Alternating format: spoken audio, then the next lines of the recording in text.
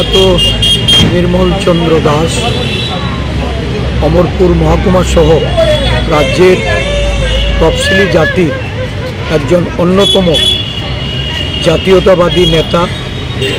উনি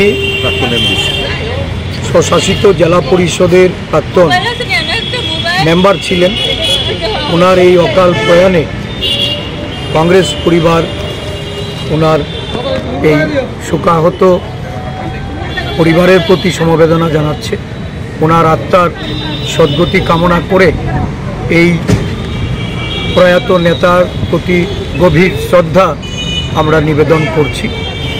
এক সময় দুর্ধর্ষ একটা তফসিলি জাতির গোষ্ঠীর একদম তৃণমূল স্তর থেকে উঠে এসে জীবন সংগ্রামের যে লড়াই, জনস্বার্থে যে লড়াই, এই লড়াই উনি করেছিলেন।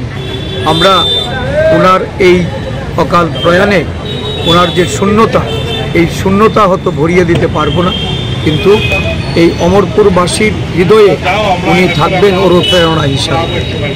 সবাইকে ধন্যবাদ।